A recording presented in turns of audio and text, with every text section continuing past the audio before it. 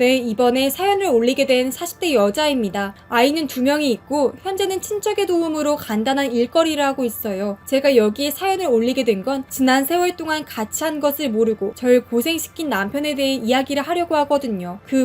흔히 뒷담이라는 말 있잖아요. 말 그대로 제가 남편에 대해 어느 정도 뒷담을 이야기하고 싶어서 여기에 사연을 올리고자 해요. 사실 이런 이야기는 친구들한테도 함부로 못하고 그래서 늘 마음속에 응어리가 가득 차 있었는데 이제야 속이 풀리겠네요. 일단 결말은 해피엔딩이지만 어떻게 진행되었는지 말씀을 드리자면 제가 젊은 시절에 남편을 놀이동산인가? 거기서 만났는데 옛날 놀이동산이 다들 어떤 데인지 알겠지만 굉장히 오래되고 막 구식 같은 분위기가 나잖아요. 그때 친구들이 거기서 미팅을 하자고 그러더라고요. 뭐 별거 없고 그냥 가서 남자애들이랑 같이 놀고 그러는 건데 때마침 웬 건장한 남자애들이 지나가는 거예요. 저희들은 너무 겁먹어서 딴 데 가자고 말했는데 이상한 양아치 같은 애들이 저희들을 맞고는 같이 놀자고 그러는 거예요. 딱 봐도 이상하고 자칫하면 봉변을 당할 것 같아서 거절을 했는데 자꾸 팔 잡고 그러느라 실랑이를 벌이는데 그 아까 봤던 건장한 남자들이 와서 왜 여자를 괴롭히냐며 그 양아치들을 아주 두들겨 패더라고요. 그래서 그 양아치들은 도망가고 건장한 남자들이 괜찮냐고 말을 하는데 왜 있잖아요. 아무리 남자가 무섭게 생겨도 여자들을 구해주고 예의 있게 하면 뿅 가는 게 있잖아요.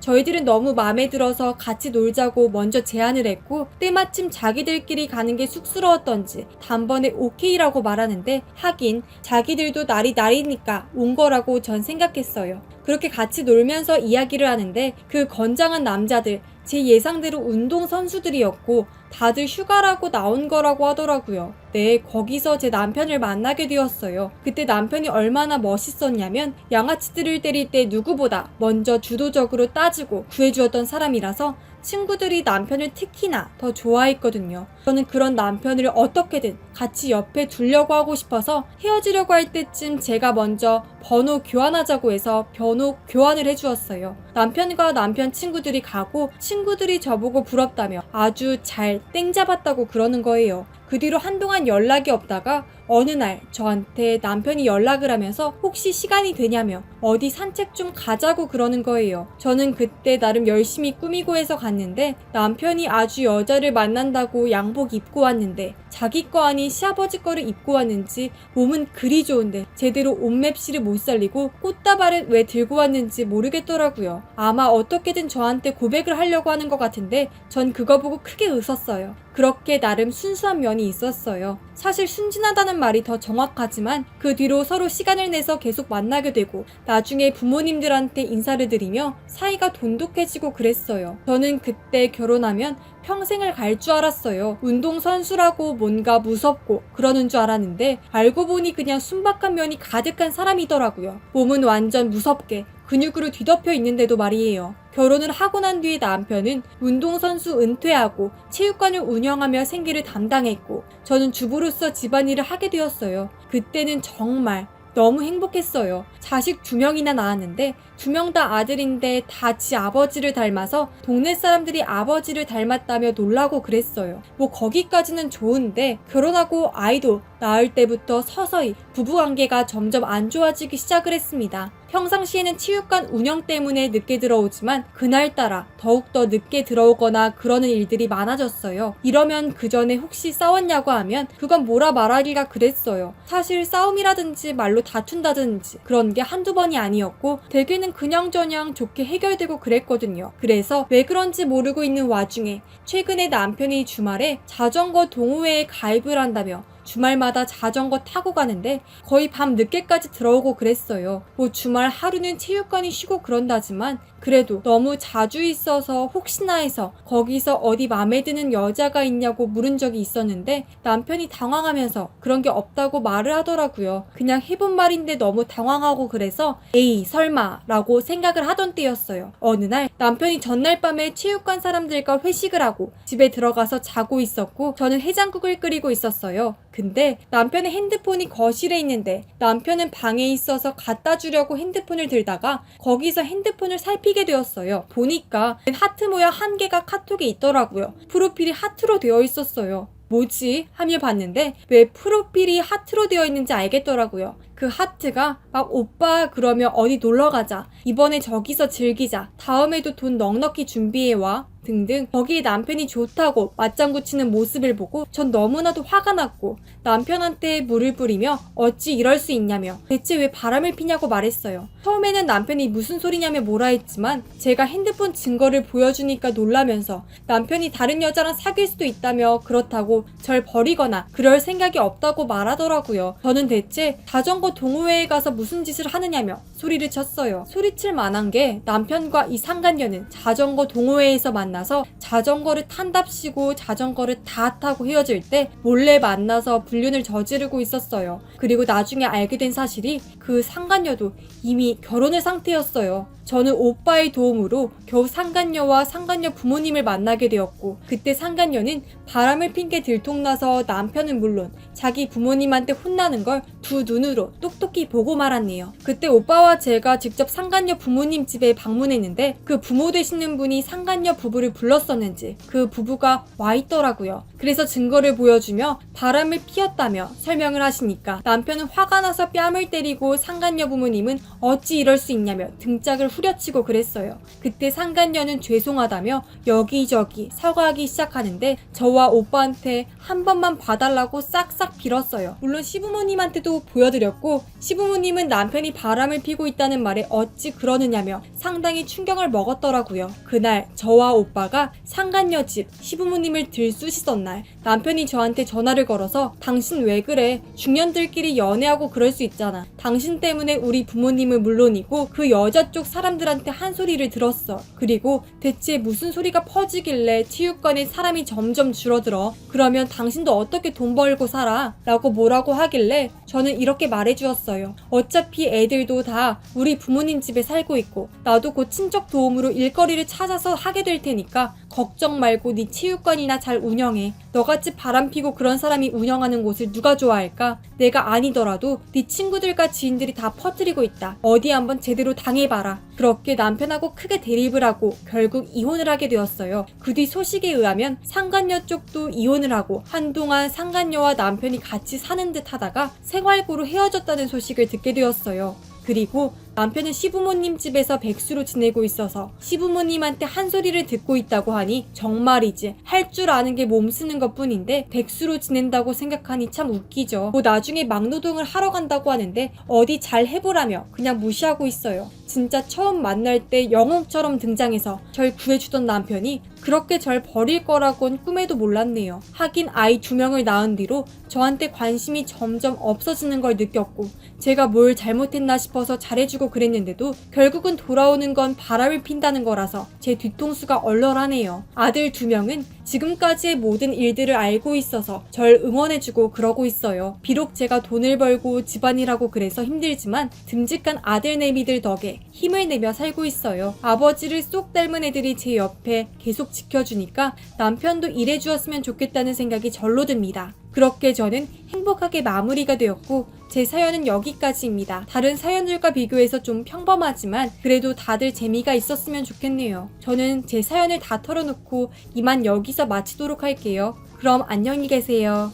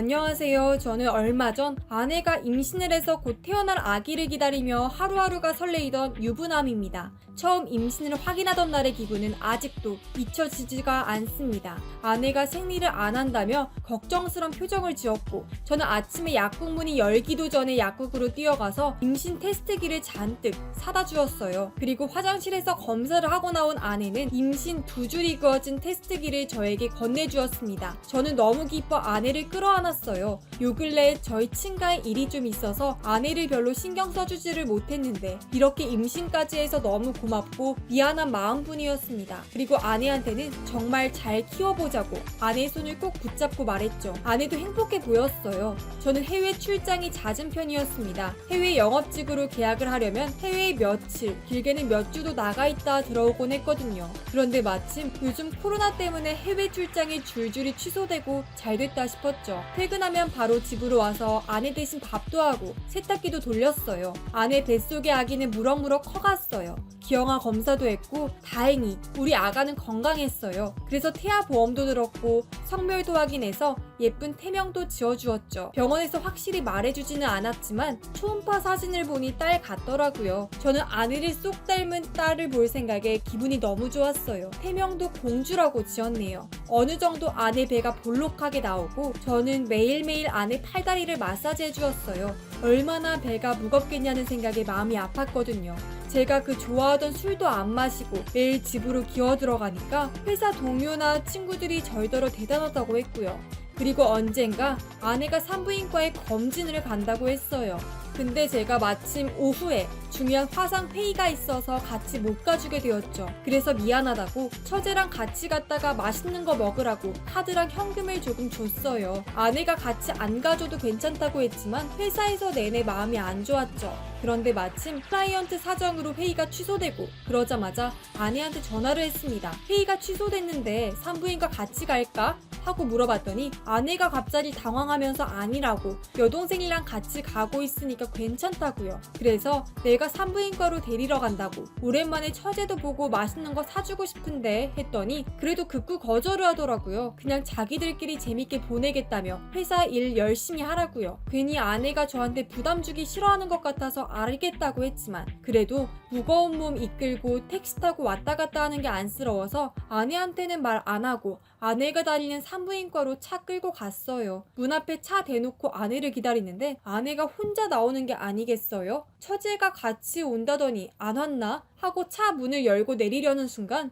제 차 앞으로 차 한 대가 지나가더니 남자가 내려서 아내를 차에 태우고 어디론가 가더군요. 저는 누구지? 불안한 마음으로 아내한테 전화를 걸었어요. 아내한테 어디야? 병원 나왔어? 하고 물었고 아내는 당황한 목소리로 나왔지 하더라고요. 그래서 어디냐? 처제랑 같이 가는 거냐? 내가 일부러 데리러 갔는데 좀 늦었나 보다 했고 아내는 여동생이 차를 가져와서 여동생 차 타고 나왔어 하네요. 제가 다 지켜본 게 있는데 거짓말을 하더라고요. 일단 아내에게 속사정이 있을 수 있으니 모르는 척 했어요. 그리고 저녁 때 아내가 돌아왔어요. 처제랑 저녁 맛있는 거 먹었어? 하고 물었더니 아내는 응 오랜만에 파스타 먹었네 하고 웃더라고요. 저는 아내가 자꾸 거짓말을 하는 게 마음에 걸렸어요. 아내가 잠든 틈을 타 처제에게 문자를 보냈죠. 처제 오늘 뭐 했어? 하고 물어보니 오늘 간만에 휴일이라 남자친구랑 데이트했다고 하는 거예요. 그러면서 언니는 잘 지내냐고.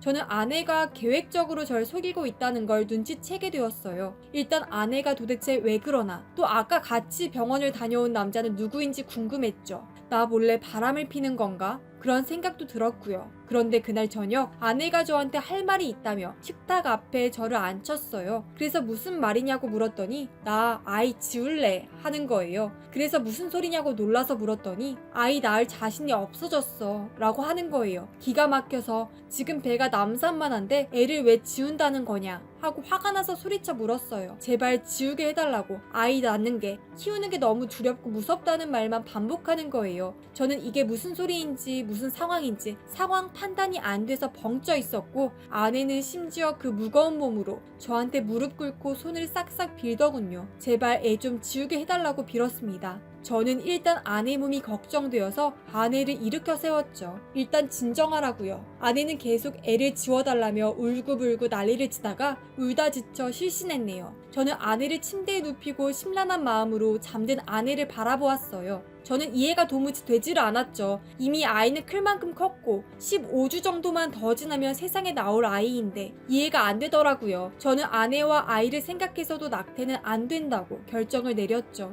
이미 아내는 저를 만나기 전부터 질 안 좋은 전 남친을 만나 중절 수술을 이미 2번이나 했었기 때문이고 뱃속의 아이도 거의 다 컸기 때문에 또 중절 수술을 하게 된다면 아내의 몸에도 무리가 갈 것이고 아이에게도 못할 짓이라 생각되었기 때문이죠. 그런데도 아내의 뜻이 확고하니 어떻게 설득해야 하나 고민하고 있었어요. 그렇게 아내가 고집을 부리는 통에 아내가 했던 거짓말을 잊혀져 가고 있는 찰나였습니다. 아내가 더는 낙태 소리를 안 해서 저는 아내가 애를 낳기로 결심한 줄 알았어요. 그런데 그게 아니었네요. 아내는 저 몰래 다른 생각을 하고 있던 거예요. 며칠 뒤 아침 잠에서 깨니 옆에 아내가 없는 거예요. 화장실에 갔나 하고 화장실로 간 순간 저는 하늘이 무너져 내리는 것 같았어요. 아내가 손목을 긋고 화장실 바닥에 쓰러져 있는 거였어요. 손목에 피를 철철 흘리며 피 범벅이 된 상태로요. 저는 바로 119를 불렀고 아내는 의식이 없었어요. 앰뷸런스 안에서 저는 의식을 잃은 아내를 깨우며 울부짖었어요. 제발 일어나 달라고요. 병원에 도착하고 응급처치를 한 후 아내를 다시 볼 수 있었어요. 의식이 돌아온 아내가 처음 하는 말은 믿을 수 없었습니다. 아기는 죽었어?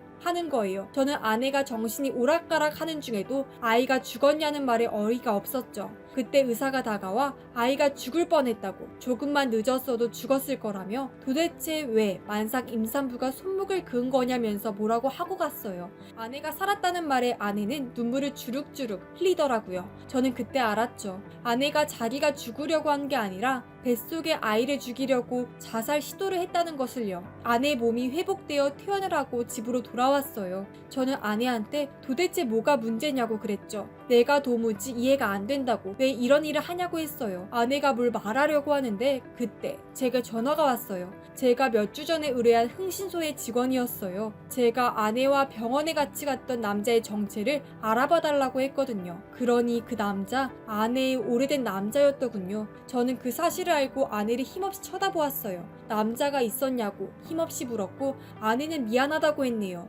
우리 아이가 그 남자와 관련이 있냐고 물었어요. 제발 아니기를 바라면서요. 그러니 아내는 눈물을 펑펑 쏟으며 미안하다고 싹싹 비는 거예요. 알고 보니 아내에게 낙태를 2번이나 시키게 한 놈이 그 남자였고 저와 사귀고 결혼 생활을 하는 동안에도 그 남자와 만나고 있었던 거였죠. 제가 해외 출장이 잦으니까 외로워서 만났답니다. 사랑하는 건 저인데 몸이 외로워서 자연스레 찾게 되었다나? 그런데 지금 임신을 한 아이가 누구 아이인지 확실하게 알지를 못해서 지우게 해달라는 거였어요. 저는 기가 막혔어요. 다른 남자와 계속 만남을 지속해온 것도 부족해 그 남자의 아이일지도 모르는 아이를 임신해놓고 여태까지 모르는 척 해왔다는 게 너무 괘씸했어요. 저는 나랑 결혼하고 나서도 그 남자 못 있어서 계속 만난 거면 차라리 나랑 이혼하자고, 그 남자 아이인 것 같으니 차라리 그 남자한테 가서 같이 키우라고 헤어지자고 했습니다. 그러니 그건 또 안 된대요. 지금 아이가 그 남자 아이일 수도 있지만 제 아이일 수도 있다면서요. 그리고 그 남자는 변변한 직업도 없이 하루 벌어 사는 사람이라 애 키울 환경도 안 된다고요. 제가 벌어오는 돈으로 먹고 살면서 제가 없는 빈자리를 그 남자로 채우던 아내에게 너무 화가 났는데 심지어 이혼도 못하겠다고 뻗팅기니 열이 너무 받더라고요. 저는 아내가 괘씸해서 더 이상 아내와 결혼 생활을 계속할 수가 없을 것 같습니다. 지금 뱃속의 아이가 제 아이는 아닌 게 맞는 것 같고요. 그렇게 자살 소동까지 벌이면서 애를 지우려고 했겠죠. 아내는 저랑 이혼 못한다고 하지만 오늘 아내가 저에게 모든 걸 다 고백했기 때문에 이걸로 이혼 소송이라도 불사할 생각입니다. 이제 애 아빠가 되어 어엿한 가족을 꾸리고 살게 될 날만을 기다렸는데 아내의 외도로 이렇게 제 행복이 파토가 났네요. 일단 아내와 이혼은 꼭 할 생각이고요. 앞으로 저는 어떻게 해야 할까요? 제 앞길을 응원해 주시기 바랍니다.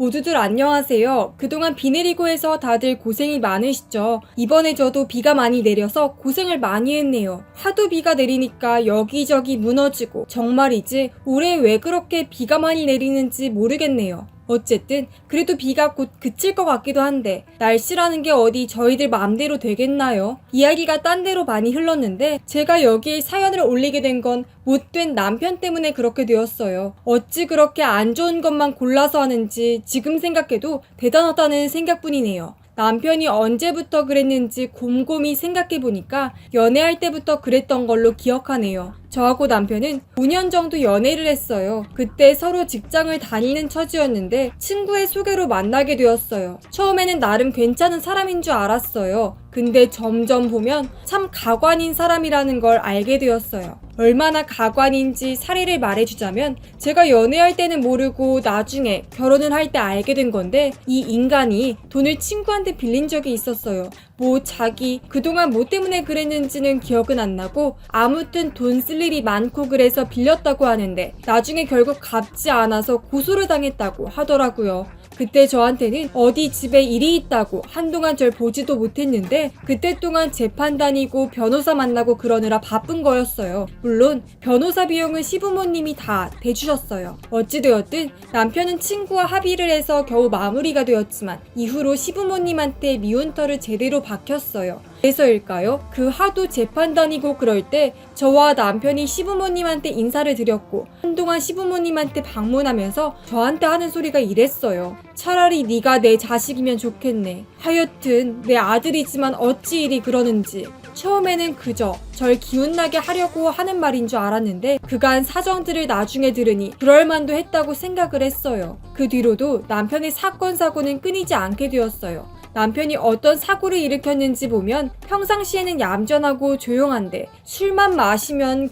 막 소리 지르고 행패 부리는 사람이 있잖아요. 그게 저희 남편이에요. 그때 저하고 같이 술을 마시고 있었는데 저한테 잘 보이려고 했는지 잘 모르겠는데 술을 너무 과하게 마시더라고요. 저는 그래서 너무 마셔서 그러는데 괜찮냐고 하니까 자기는 괜찮다고 하는데 상태는 누가 봐도 취했거든요. 그때 한 젊은 사람이 그냥 옆에 지나갔었어요. 다시 한번 말하지만 어디에 부딪히지 않았고 그냥 옆으로 지나갔어요. 딱히 문제되는 게 없었어요. 근데도 남편이 갑자기 그 사람한테 시비를 걸더니 멱살을 잡고 난리를 치지 뭐예요. 사유는 나이 어린 놈이 건방지게 군다는 게 다예요. 이게 무슨 말도 안 되는 소리인지 막 뭐라 하실 텐데 저도 그건 궁금하네요. 대체 그 사람이 무슨 잘못이 있을까요? 그때 그 사람도 당황해서 왜 이러냐고 막 그랬고요. 결국은 경찰한테 끌려가서 한동안 조사를 받고 그러고 난리도 아니었어요. 또 다른 사건이 더 있는데 이건 더 황당하네요. 그때가 하필 상견례 끝나고 난 뒤였어요. 부모님과 시부모님 모두가 행복하게 마무리되고 서로 집으로 갈 때였는데 갑자기 남편이 한 직원하고 실랑이를 벌이다가 뺨을 때린 거예요. 이유는 음식이 맛이 없다는 이유였어요. 저는 대체 왜 이러냐며 부모님, 시부모님이 다 있는데 이러지 말라고 했고 진짜 너무 민망해 죽겠더라고요. 부모님이며 시부모님이며 다 이 광경을 안 보시길 빌었는데 그때 다 밖에 있었고 남편이 식당 안에서 소위 말하는 깽판을 치고 있어서 안 보일 줄 알았는데 알고 계시더라고요. 특히 아버지가 그 광경을 보고 하는 말이 아주 착할 줄을 알았는데 보니까 좀 망나니 기질이 있네. 네가 워낙에 좋아하고 그래서 뭐라 안 했다만 왠지 문제 크게 일으킬 것 같네 라고 말씀을 하셨고 그 일이 터지고 난 후에는 저보고 차라리 헤어지라고 권유를 하고 싶었다고 말씀을 하더라고요. 대체 그 일이 뭔지 말씀드리기 전에 왜 제가 남편하고 계속 만나고 결혼을 하게 되었는지 많은 사람들이 궁금해하실 텐데 사실 별거 없어요. 아니 있다고 해야 하나? 제 직장 상사가 남편하고 친구였어요. 그래서 상사가 가끔 저한테 남편하고 잘 지내냐며 안부를 묻곤 그랬어요. 솔직히 다들 직장 생활을 해보시면 아시잖아요. 일이 힘든 건 둘째이고 상사와 틀어지면 그보다 몇 배로 고생하고 마음에 속상한 일로 가득 차고 그러잖아요. 그래서 남편의 불만을 이야기하고 싶어도 참아야 했고 혹여나 남편한테 뭐라 해서 괜히 저한테 뭐라 하지 않을까 하고 걱정을 하기도 했었어요. 실제로 제가 남편이랑 좀 싸운 적이 있는데 다음날에 상사분이 평소에 사소한 거에 걸고 넘어지지 않았는데 은근슬쩍 걸고 넘어지고 그랬어요. 진짜 너무 쪼잔하고 그러지 않나 싶었는데 그게 첫 번째 이유였어요. 그리고 두 번째는 사실 지금까지 이야기들을 보면 남편이 막 사고 치고 다니고 그래서 저한테도 사고를 안 치냐고 하는데 저한테 딱히 사고를 일으킨 적이 없었어요. 아무리 술에 취하면 소위 말하는 양아치 모드로 변해도 제가 뭐라 하면 누님이라고 말하며 사리고 그랬거든요. 물론 그 앞에서 젊은 사람하고 시비를 걸었을 때는 남편이 너무 술에 취해서 생긴 거였고 평상시에는 제 말을 어느 정도 들었어요.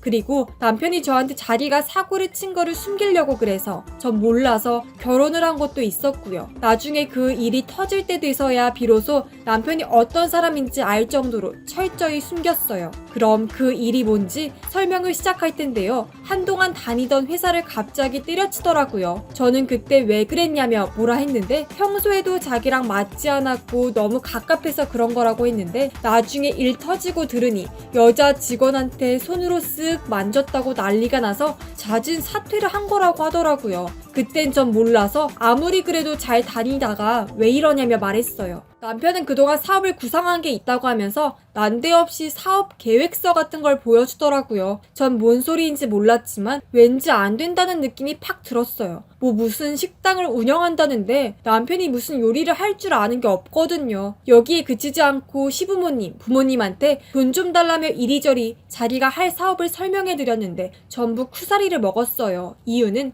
시부모님은 하도 남편이 사고를 쳐서 신뢰를 잃어서이고 부모님은 상견례 때 모습을 알고 있고 행동거지가 영 그렇다며 좀 안 좋게 보고 있었는데 사업 계획서를 꼼꼼하게 살펴본 아버지가 남편한테 던지며 그게 사업이냐며 어디 만만하게 구는 거냐며 역정을 내며 돈을 안 준다고 하더라고요. 솔직히 그랬던 게 구체적으로 어떻게 할 건지 명확하지 않았거든요. 어쨌든 남편은 빚을 끌어들이며 무리하게 식당을 차렸고 장사를 시작했는데 솔직히 말해서 잘 될 일이 있을까요? 처음 몇 달 동안은 그래도 인산인해였는데 나중에는 손님이 줄기 시작하더라고요. 그래도 나름 노력하고 다시 일어서려는 게 있어서 그래도 어느 정도 손님을 확보하고 그랬는데 앞에서 언급한 그 일이 터진 거예요. 처음에는 거기 일하는 직원들이 월급을 안 준다고 노동청에 고발을 한 게 시작이었어요. 저는 남편한테 그래도 돈 어느 정도 벌지 않았냐고 하니까 건물주한테 줄 돈에 최근에 인테리어로 많이 돈 나가는 게 있다고 말하며 조만간 해결할 테니 걱정을 말라고 하더라고요. 그래서 저한테 부탁해서 돈을 달라고 하더라고요. 그래서 저는 그동안 제가 손수 모은 노후자금과 부모님한테 부탁해서 적지만 그래도 어느 정도 도움이 될 만한 돈을 보내주고 그랬어요. 하지만 그걸로 끝날 일이 아니었던 게 문제였어요. 직원들한테 여러 가지 이야기를 들었는데 갑질은 기본이고 수시로 폭행하고 여자 직원한테는 찝쩍거리며 만지고 아주 별짓을 다 했더라고요. 그리고 인테리어니 건물주한테 줄 돈이라니 하며 돈이 없다고 징징거렸는데 알고 보니 상당수 돈이 엉뚱한 데로 흘러갔더라고요. 바로 상간녀한테 말이에요. 장사를 하면서 만나게 되었는데 그 뒤로 직원들한테 장사를 맡기고 거의 상간녀와 놀러 다녔다고 하더라고요. 등산이니 영화관이니 하면서요. 그래도 나름 숨긴다고 선글라스를 끼고 다니고 그래서 다들 잘 모르고 있더라고요. 직원들이 이야기를 계속하는데 툭하면 여행 가고 그랬다는데 제가 그래도 나름 돈 관리를 하는데 저한테 그런 게 들키지 않았는데 이놈이 장사해서 번 돈 일부를 빼돌려서 그걸 여행 경비로 썼더라고요. 그리고 남편이 아주 호구인 게 모든 걸 다 상간녀를 위한답시고 돈을 내고 난리더라고요. 심지어 모텔비도 다 내고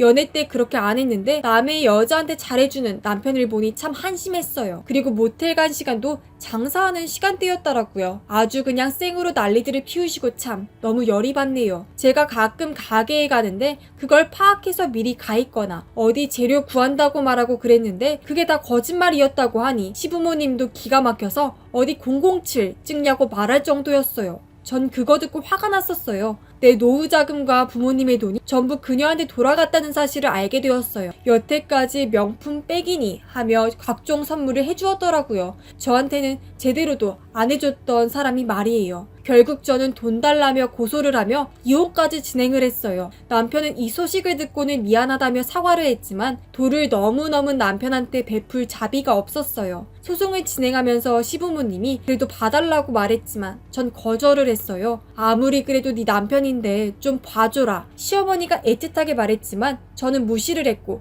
결국에는 보상금은 물론이고 남편이 그동안 직원들 갑질에 임금 체불로 인해 감옥에 들어갔고 시부모님 댁은 망하게 되면서 그 뒤로 시댁 소식은 듣지 못하게 되었어요. 그렇게 그런 방면으로 특출난 남편하고 헤어지니 저한테 자유가 찾아와서 기분이 좋았어요. 지금은 홀가분해요. 혹여나 여러분들한테 말하지만 결혼을 할 때 연애할 때 꼭꼭 사람을 살펴보고 하시길 바래요. 제 사연은 여기까지이고 다들 속 시원했으면 좋겠네요. 그럼 다들 안녕히 계세요.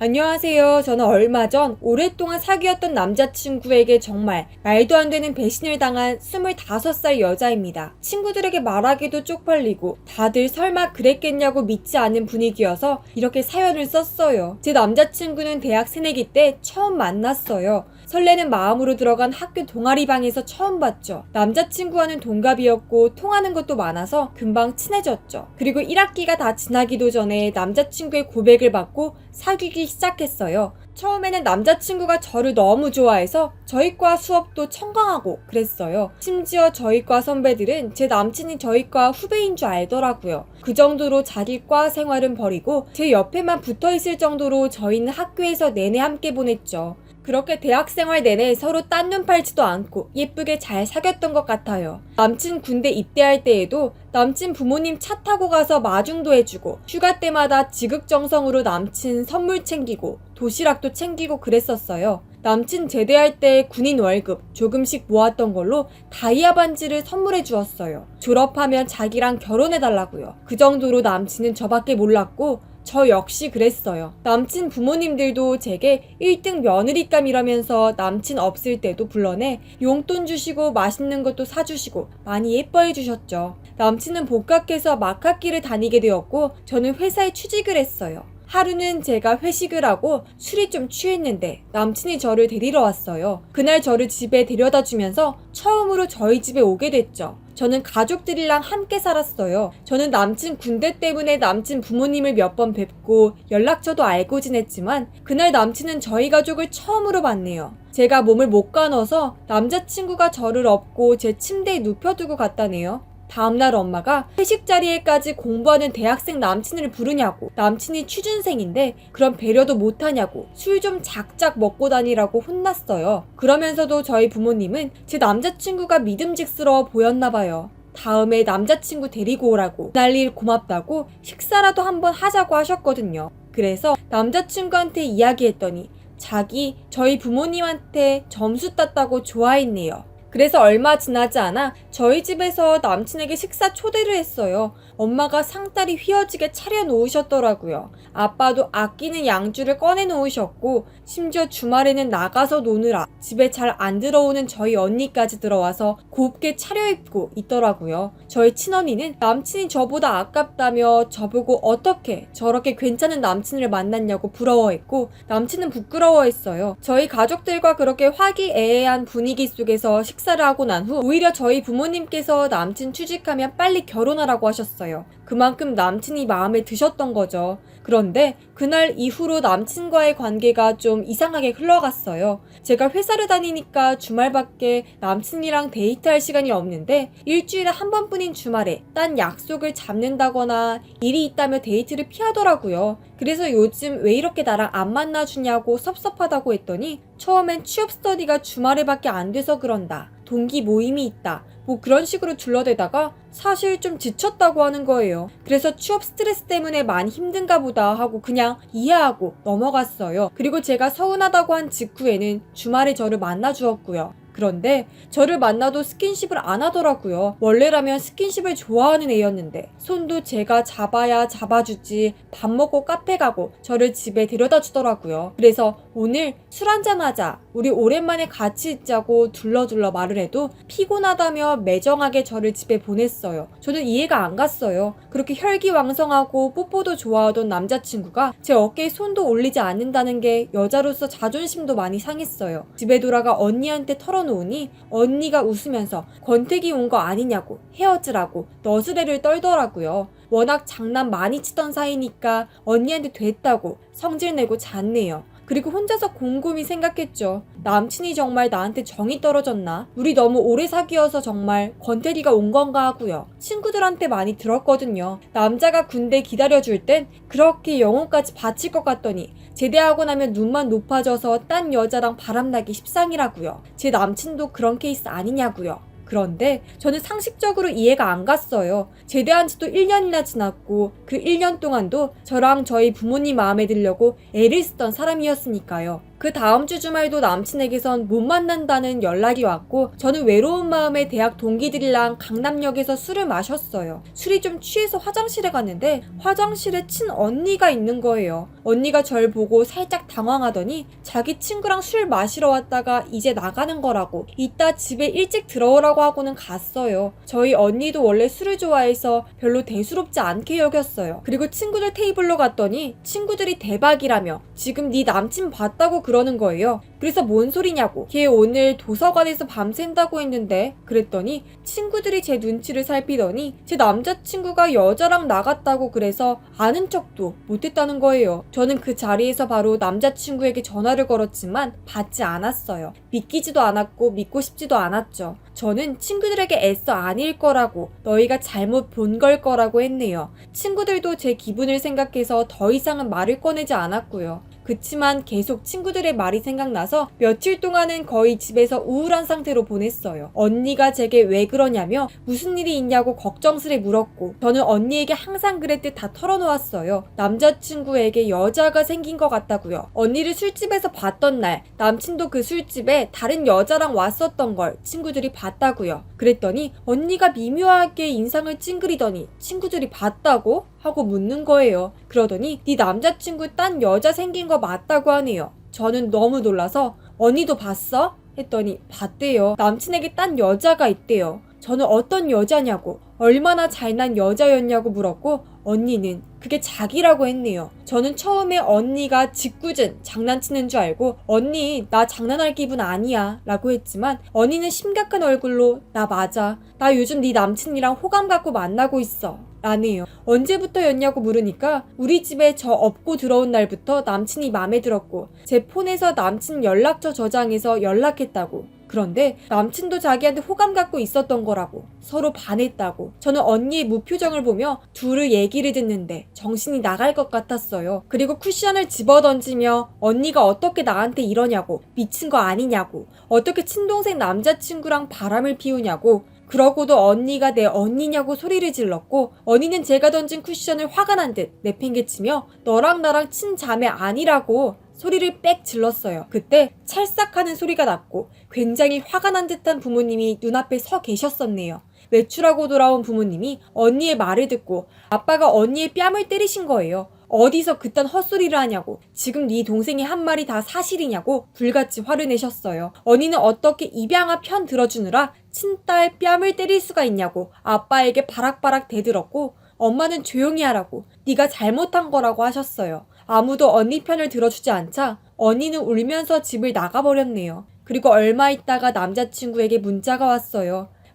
자기는 저보다 언니를 더 사랑한다고. 저는 이제 사랑하지 않는다고요. 아빠가 그걸 보시고 남친에게 전화를 해서 무섭게 화를 내셨고 당장 언니 데리고 집에 오라고 소리를 지르셨어요. 그러더니 둘이 결국 집에 왔더군요. 저는 둘이 붙잡고 있는 손을 보고 엉엉 울었고 아빠는 남친을 미친 듯이 패셨어요. 그러니 언니가 때리지 말라고 우리들은 진짜 사랑한다고 그런 소리를 하면서 대신 맞더라고요. 저희 엄마 아빠는 너 같은 딸 필요 없으니 나가 살으라고 소리를 치셨고 언니는 자기가 친딸인데 어떻게 그러냐고 울다가 쫓겨났어요. 저는 엄마 아빠의 막내딸이자 1살 때 입양된 입양아였어요. 전 그것도 모르고 엄마 아빠에게 엄청난 사랑을 받으며 자라온 거더라고요. 그래도 핏줄에게 더 마음이 쓰이지 않을까 걱정이 되었죠. 아무리 언니가 잘못했던 거라도 날 내치고 언니와 남친을 받아주진 않을까 하면서 매일같이 악몽을 꾸며 가위에 눌렸어요. 회사도 휴직을 해야만 했어요. 그렇게 고통 속에 하루하루를 보내고 있는데 엄마 아빠가 저를 부르더라고요.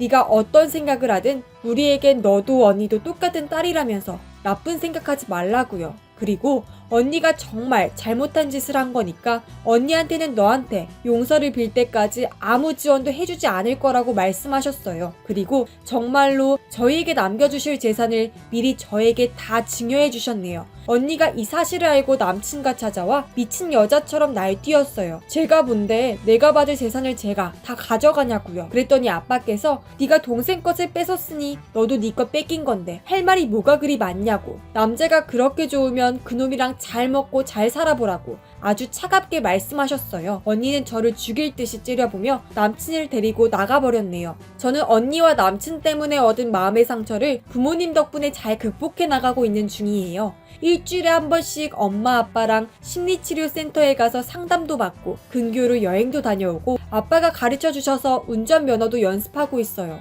저 정말 부모님 없이 어떻게 이 상황을 견뎠을지 모르겠어요. 그리고 언니 친구들이나 대학 동기들 사이에서 들려오는 제 남자친구와 언니에 대한 이야기도 들었어요. 언니는 남자친구한테 너 때문에 내 몫의 유산을 동생한테 다 뺏겼다며 화내고 남친도 누날 만나면서 취업 준비 하나도 못하고 백수된 거라고 매일같이 싸우고 한다더라고요. 심지어 얼마 전에 언니는 남친이랑 싸우다가 맞아서 병원에도 실려갔다네요. 여자 패는 쓰레기 놈인 줄도 모르고 자기가 뺏어가더니 결국 밑바닥까지 가게 되나 봐요. 저는 아직 언니를 용서할 자신은 없지만 둘 다 쉽게 행복해지지 않았으면 좋겠어요. 불행해질 대로 더 불행해진 다음에 집에 돌아왔으면 좋겠어요. 이런 제가 너무 못된 건 아니겠죠?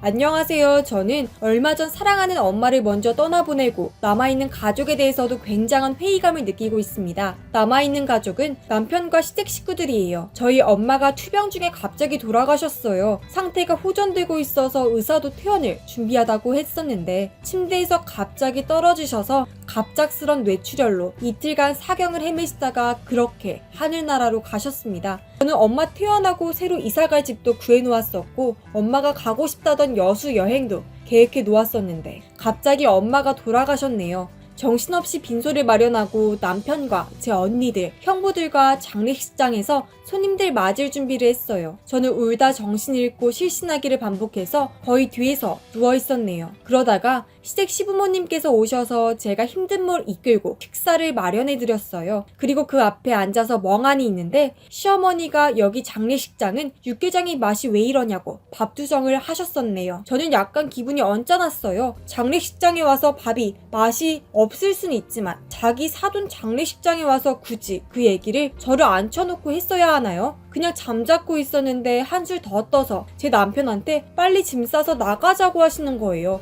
그래서 어딜 가시는데요? 했더니 집에 가야지 하시네요. 시아버지가 사위가 빈소를 지켜야지 집에를 왜 데려가냐고 한마디 하셨는데 시어머니는 아랑곳하지 않고 저더러 남편 집에 보내라고 우리 아들은 허리가 안 좋아서 이런 데서 불편해서 잠 못 잔다고 잠은 집에 가서 침대에서 자게 해야 한다고 하시는 거예요. 정신없는 와중에도 진짜 어이가 없었어요. 그게 어머니 상당한 며느리한테 할 말인가요? 시아버지는 끝까지 가만히 있으라고 하는데 시어머니는 들은 채도 안 하고 빨리 남편한테 짐 싸서 나오라고 하셨네요. 그래서 남편이 퇴근하자마자 온 거고, 그래서 저도 남편에게 오늘은 집에 가서 자라고 올 때 제 속옷이나 좀 챙겨와 달라고 했어요. 저는 남편이 솔직히 저만 두고 집에 안 갈 줄 알았는데 자기 엄마 따라서 순순히 나가더라고요. 자기 장모가 돌아가셨는데 자기 잠자리 불편하다고 집에 가서 자는 사위도 있는지. 참, 결국 그날 제 남편은 자기 엄마 차 타고 쫄래쫄래 따라가서 집에 가서 잤네요. 지방에서 올라오신 문상객들은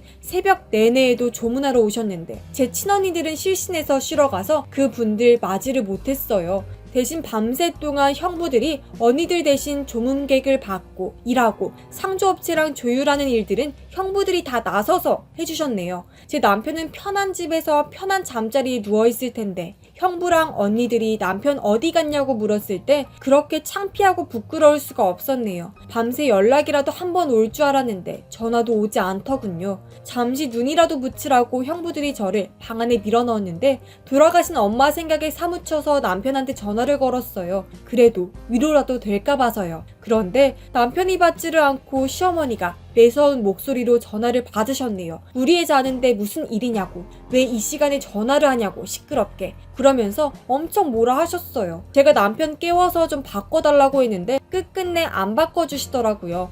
지금 막 잠들어서 곤히 자고 있는 애를 못하러 깨우냐면서요. 누가 들으면 제 남편이 상주하다가 잠시 토막잠 겨우 든 줄 알았겠네요. 그렇게 저는 엄마 생각에 잠 못 자고 밤새웠을 동안 자기는 자기네 엄마 비호 아래 꿀잠 잤을 텐데 아침 일찍 오지도 못할 망정 점심때가 되어서야 장례식장에 얼굴을 비췄네요. 왜 이제서야 왔냐고 타박하니 뒤에서 시어머니가 나오셔서 아침잠이 원래 많은 애다 하면서 내가 너무 고돼 보이길래 아침밥 든든하게 먹이느라고 좀 늦었다고, 여기 장례식장은 밥맛이 부실해서 얘가 먹을 게 없다고 편을 드시네요. 제 남편이 무슨 한두 살 먹은 어린애도 아니고 40대 중년인데 장모님 장례식장에서 밥 못 챙겨 먹을까봐 걱정하는 것도 어이없었고요. 그래도 저는 그냥 일반 집밥 정도 먹고 온 줄 알았어요. 근데 남편 머리카락에서 자꾸 무슨 고깃집 갔다 온 뒤에 배인 것 같은 고기 냄새가 나는 거예요. 그래서 자기야 고기 먹었어? 고기 냄새 나네 하고 말했더니 갑자기 엄청 당황하면서 아침부터 무슨 고기야 하면서 황급히 자리를 뜨더라고요. 그런데 이상했던 건 또 있어요.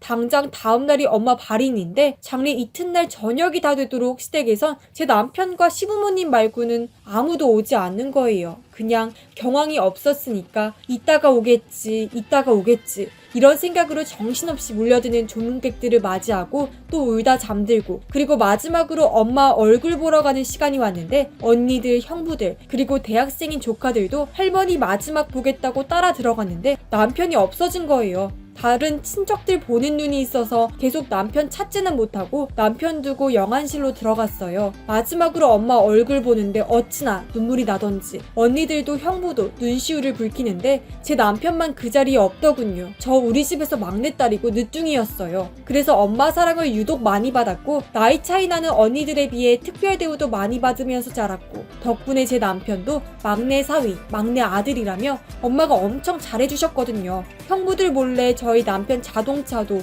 모아둔 쌈짓돈으로 바꿔주셨는데 결국 그렇게 이뻐한 막내 사위는 장모님 마지막 모습도 안 보고 어디 숨어 있었던 거죠. 결국 장례 마치고 집에 돌아왔을 때 상복을 벗고 씻으러 화장실에 들어가려고 하는데 남편이 이런 소리를 하는 거예요. 아, 정말 힘들었다면서.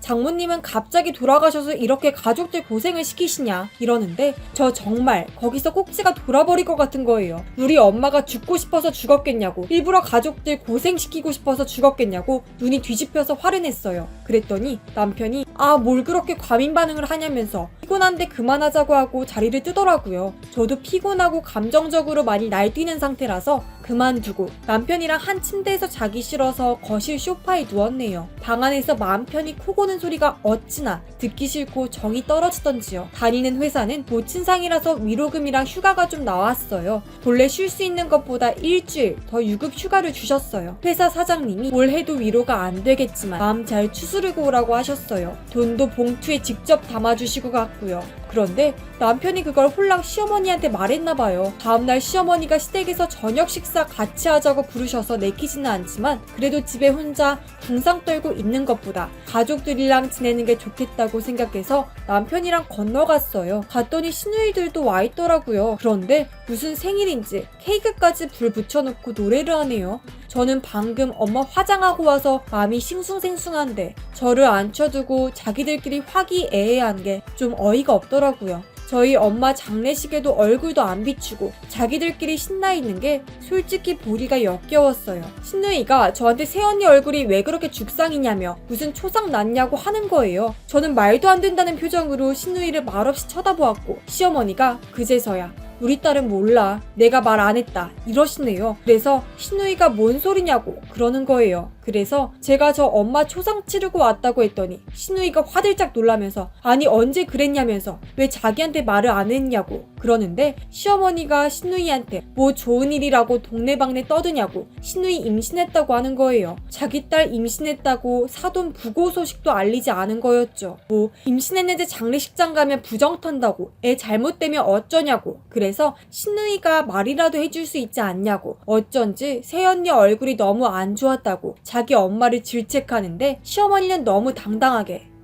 네가 그 얘기 몰랐으면 몰라도 알고 나서 조문 안 갔겠니? 엄마가 알아서 잘한 거니까 그냥 잊어버려. 이렇게 자기들끼리 대화를 하는데 제가 이 집 식구가 맞나 생각이 들더라고요. 그렇게 제가 혼자 많은 생각을 하고 있던 순간 갑자기 시어머니가 절 보며 너 회사에서 엄마 죽고 위로금 많이 나왔다면서 꽁돈인데 네 시누이 임신 축하 선물로 뭐 하나 큰 거 해주라고 하는 거예요. 저희 엄마 죽어서 받은 돈으로 임신한 시누이 선물을 사주라니요. 저는 여기서 가족 대접도 못 봤는데 엄마 죽고 위로라도 받으려고 여기 앉아있다는 게 너무 화가 났어요. 그래서 밥그릇, 국그릇 다 뒤집어 엎고 미친 여자처럼 소리소리를 질렀네요. 우리 엄마 목숨값으로 내가 왜 당신들 선물을 해주냐. 차라리 당신들이 우리 엄마 죽었을 때 진심으로 위로라도 해줬으면 오히려 내가 나서서 선물 사주겠다 했을 거다. 그런데 정작 시댁 식구들한테는 찝찝하다고 장례식 못 가게 하려고 우리 엄마 죽었다고 말도 안 하고 우리 엄마한테 받을 거 다 받아먹은 막내 사위는 지 허리 아픈 거 싫어서 매일매일 집 침대에 쳐 누워서 편하게 잠이나 자고 고기 챙겨 먹고 내가 도대체 이 집에서 뭐냐고 돈 대주는 사람이냐 밥 해주는 식모냐 미친 듯이 소리를 질러댔어요. 남편은 시댁에서 싸가지 없이 지금 뭐 하는 짓이냐고 저한테 윽박질러서 국그릇 그대로 남편 머리에 엎어버렸어요. 그러니 시댁 사람들 난리가 났죠. 어딜 하늘 같은 남편한테 국을 엎냐고요. 저는 열받아서 남편이고 뭐고 가방 챙겨서 나왔어요.